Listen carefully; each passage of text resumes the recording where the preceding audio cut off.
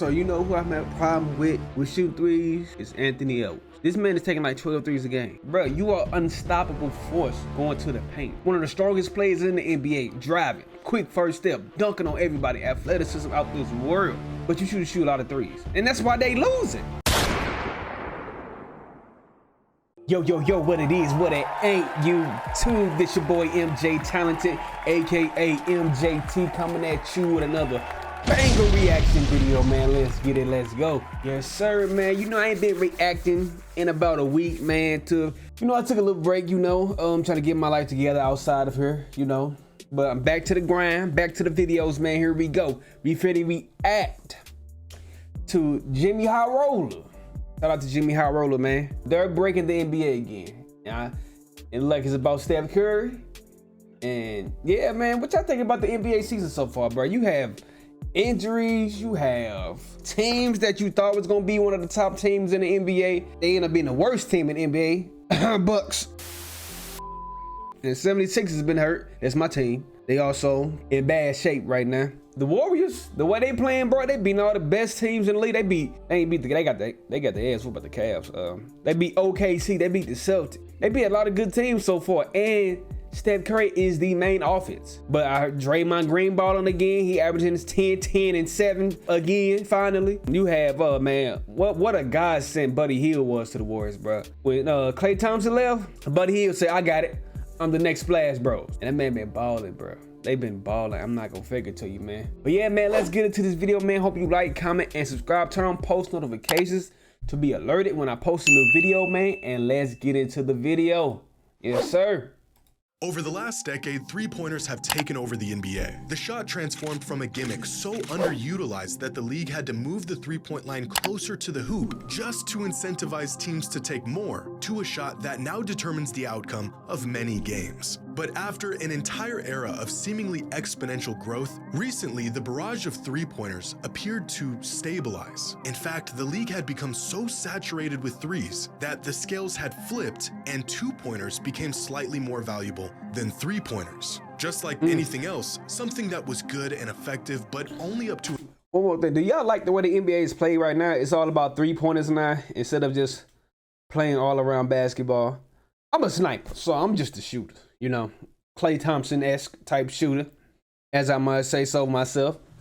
But yeah, man, I do miss like the mid 3-level scores. It's very few in the NBA right now. You have your KDs, you have your DeMar DeRozan, even though he's not really a three-point shooter. You have Kawhi Leonard.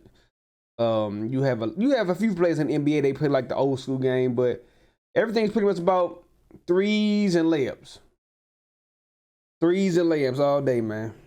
To a certain point, and that point had been reached. The shot was pushed to its fullest extent, and the three-point revolution had met its inevitable conclusion. Except it didn't.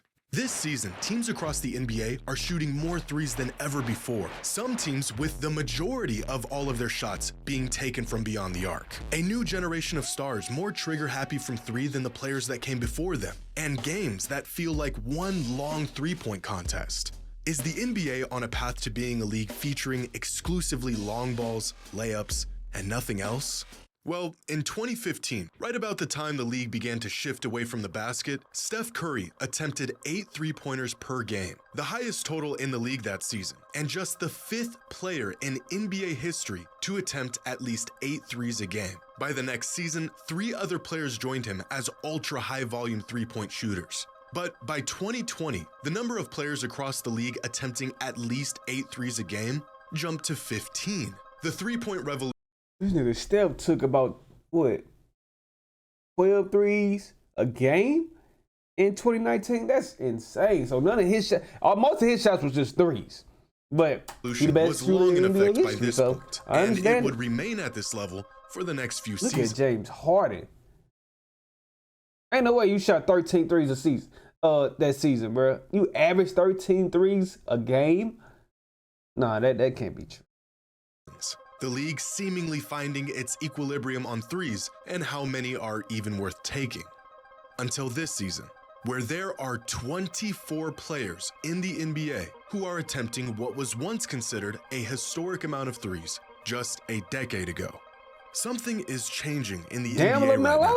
Are we nearing the end of the three-point era, or are we just getting started? I think we just getting started. Today's video is brought to Hook at your app. Down Warriors completely redefined how In 2016, the Golden State Warriors completely redefined how basketball is played. For the first time, a team that centered their offense around the three ball proved that it can be a championship-winning strategy. And they weren't just a three-point oriented team, they were the three-point team. They bucked age-old notions of what great basketball could look like, their star duo named after their shooting abilities, the most influential team of our generation. That season, the Warriors shot 31.6 three-pointers per game, the second most of any team in league history and by far the most of any true championship caliber team. This season, every single team in the NBA attempts more threes a game than the 2016 Warriors did. They just won the championship with this formula too. They averaged 51.2 threes this season so far. Do you know how crazy that sounds? Half of your damn, 65% of your damn offense is threes. Wow, bro. Wow. Their influence reshaping the league far more than anyone could have anticipated. But teams aren't just shooting more threes than ever before. They are approaching the point where the majority of all shots taken in a game are three-pointers. Here's a game between the Hornets and the Celtics. And with 10:36 left in the third quarter, Jason Tatum attempts a three. The Hornets come back and attempt a three as well. Celtics turn it over, Hornets attempt a three. Celtics come down and attempt another three. Hornets come down and attempt a three, followed by a Celtics three, followed by a Hornets three, followed by another three. Celtics switch it up for a moment with a layup, and then right back to a Hornets three, turnover, Hornets three, Celtics three, Hornets three, Celtics three. This was a real sequence in an NBA game. This actually happened. Y'all. A 4-minute stretch where both teams combined for nearly 14 consecutive three-point attempts if it wasn't for an easy layup at the rim. This is insane, and it's not even out of the ordinary this season. Here's another sequence between the Celtics and the Knicks. Now, this was already a blowout, so you never know what you're gonna get in these situations. But how about a three ball followed up with a turnover, another three ball, and another three ball, and another three ball, another turnover, three ball, turnover, three ball. Oh look, there's a layup. And then back to another three ball, and a turnover, and a three ball, and take a wild guess, a three ball. 3 straight minutes of three-pointers. 8 from the Celtics alone, and they missed all 8. But even this was nothing compared to what happened in a game between the Hornets and the Hawks. With 1 minute and 45 seconds left in the first quarter, the Hornets made a mid-range jump shot. What's so special about this mid-range bucket? Well, nothing, other than the fact that this would be the last shot they would make outside of layups and three-pointers for the rest of the entire game. For the next 37 minutes of game time, outside of free throws, every single point the Hornets scored until the end of the game was from right here or out here. In fact, throughout this entire game, the Hornets scored 120 points. Only 4 of them came from a shot that wasn't a three-pointer, a layup, or a free throw. Has the complex, rich, and diverse game that we love truly been reduced to this? It certainly feels that way at times. Through 100 games so far this season, a whopping 42% of all field goal attempts have been from beyond the three-point line, a total that has nearly doubled since 2012. Sometimes it feels like we're watching one big three-point contest because at times we are. In fact, this man changed the game single-handedly to this. 42% of shots is threes. You know how crazy, bruh. The Celtics averaged 51 threes a game this year. That is it, bro. Like, I know I paused the video earlier and stopped it at talking about this, but bruh, come on, bro. You can't make this up. It's just the current rate the league is going, which may or may not continue. Half of all shots taken in an NBA game will be three-pointers by the 2032 season. But it's not just that teams are attempting more three-pointers. Teams have regressed to taking only the best, most efficient shots on the court. Three-pointers, layups when they're available, and hardly anything in between. Excluding free throws, 86% of all points scored from NBA teams this season have been from beyond the three-point line or within 6 feet of the basket. 20 years ago, only 65% of all points were scored from these zones. Now, this upward trend of near and far and nothing in between may not continue. Over the past few seasons, there has been some stagnation in three-point attempt rate, so there may be a shift in the other direction in the coming years. But the NBA tends to follow the leader. What are the winning teams doing, and how can we adapt, emulate, and optimize that style of play? And right now, as much as we can't stand it, winning basketball looks a lot like a three-point shootout. Before the beginning of this season, Celtics head coach Joe Mazzulla said the team planned on shooting a lot more threes this year. They did the math, and it checked out. We need more threes. But outside of Harden's Rockets, last year's Celtics attempted more three-pointers than any other team in NBA history. It was a recipe that was so good, it helped them win a championship. How many more threes could they possibly shoot? 51. This year's Celtics are shooting 51 three-pointers per game. That is 56% of all of their field goal attempts. Arguably the best team in the league, coming off of a championship, is shooting 6 more three-pointers per game than any other team in league history. But are three-pointers and the sheer volume of them really a recipe for winning basketball? Is this truly the future of the game and what teams will need to do to compete? Well, so far this season, teams that win the three-point battle, when they score more net points from three-pointers than their opponent, have won 72% of the time. And this one metric has been more indicative to winning than just about any other. Last season, there was an 85.6% correlation between three-point percentage and winning percentage, the strongest correlation between the two variables in NBA history.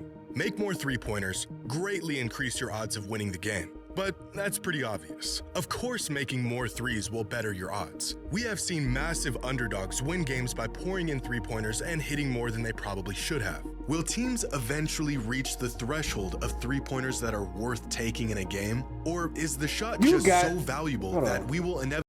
You got this tall at, he's 7'5". The other day, this man made 7 threes. 7'5" dude. Nah.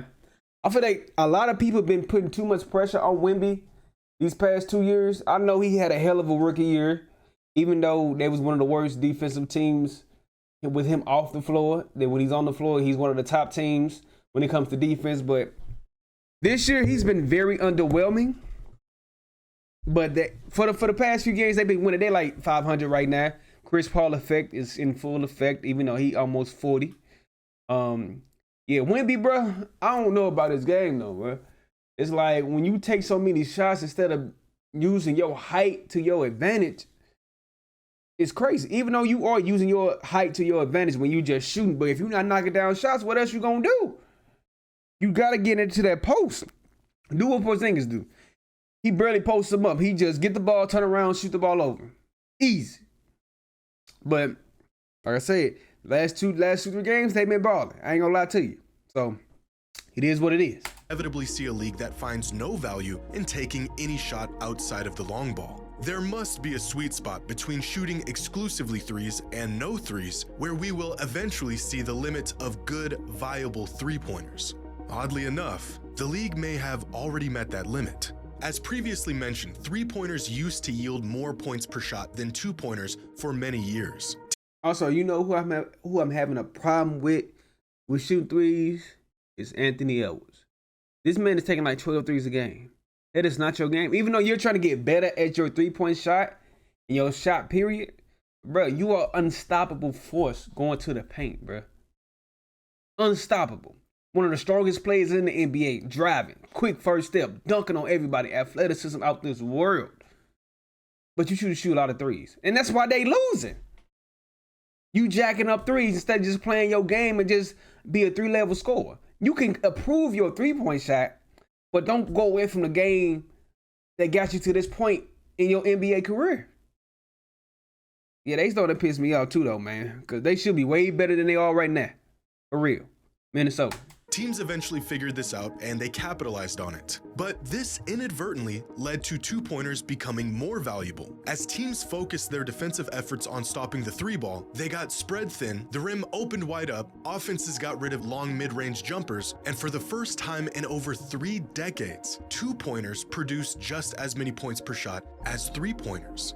How do we know if or when teams are shooting too many threes? Well, intuitively, it would be at the point where three-pointers lose their statistical advantage over twos, which has already happened. The problem of too many threes has already statistically corrected itself. But despite this, the Celtics and many other teams are committed to shooting more threes than they previously did. They are aware of the data, and they still decided that upping their three-point rate is the answer. Steve Kerr has said that it would be hard for the Warriors to compete without shooting a high volume of threes. Mike Budenholzer said he thinks the sport is in a good place, and that threes create more space to be more athletic and dynamic going to the basket. Devin Booker, a player who utilizes and values the mid-range game as much as any player in the league, said the volume should be up. Attempting the three-point shot, not even making it, stretches out the defense and opens up better looks throughout the game. Teams know that the two-pointers today aren't as valuable as they are in spite of threes. Two-pointers today have become so valuable because of threes. As Devin Booker stated, even when they aren't going in, the spacing and ball movement that three-pointers provides to teams creates an incredible advantage compared to any other shot. In fact, it's no coincidence that points per shot on two-pointers began to climb rapidly at the same exact time as the three-point revolution. When you force teams to guard the three, you also force them to give up the two. This whole time, we've been watching these games thinking teams are shooting way too many threes. And all along, they weren't just shooting threes because they're worth more points. They've been shooting more threes to create more points in other areas. The direct benefits of volume three-pointers actually plateaued quite a while ago. Teams aren't yielding more points per shot on threes today than they did a decade ago. But the indirect benefits of volume threes continues to grow the more teams make and take them. Which means, in theory, the number of threes we're seeing teams take could continue to climb, despite the fact that they are already at the peak of their direct statistical advantage. But just how much further could this go? Well, this is where things get really interesting. If we ignore the caliber of teams and the efficiency of their shooting and just look purely at volume, then through over 150 games so far this season, teams have found by far the most success when they shoot somewhere between 46 and 52% of all of their shots from beyond the arc. This season, when teams put up a three-point attempt rate between 46 and 52%, they have won over 70% of the time. Meanwhile, teams that shoot at a rate outside of this hypothetical sweet spot have won just 48% of the time, which means despite as many three-pointers teams are shooting, statistically, they may still not be shooting enough. And it may only be a matter of time before teams use this information and slowly creep towards this rate of 50% of all of their shots consisting of three-pointers. Last week, Nick Wright had a great monologue discussing the advantages of volume three-point shooting and how teams who can design an effective offense built around them have an incredible statistical advantage. The league needs to change some rules. They have finally figured out it's not only that three is worth more than two, it's that three is worth a lot more than two. Because there is a 50% premium on three-point shots, the smart way to play is probably what the Celtics did on opening night. Shoot 60 of them things. That is the best strategy. That is also terrible television. And I love the league. I love it. But this is not sustainable. At its core, the NBA is at its best when dudes are flying over people, meeting them at the rim. Hanging out at the three-point line, hoisting 30-footers is not good TV. And you are going down a path where the games are less compelling television and the fans are worried, do the players even care? It's just a warning to a league I love. You are playing a dangerous, dangerous game. If what the Warriors did in the mid-2010s broke the game of basketball, then teams today are eviscerating it. They have essentially cracked the code. Decades of experimenting with different schemes and offensive designs and player personnel through trial and error has led teams to the correct answer. Nothing beats a bunch of good looks at three. It may not be pretty. It may lack the nuance and diversity that we used to see in the league. but it has been proven to be the most effective method of winning basketball games. How much further can this possibly go? Well, fortunately, there seems to be an upper limit to the ideal volume of threes before the returns become diminished. That limit is probably about 50%. Unfortunately for us, the NBA is still nowhere near that limit.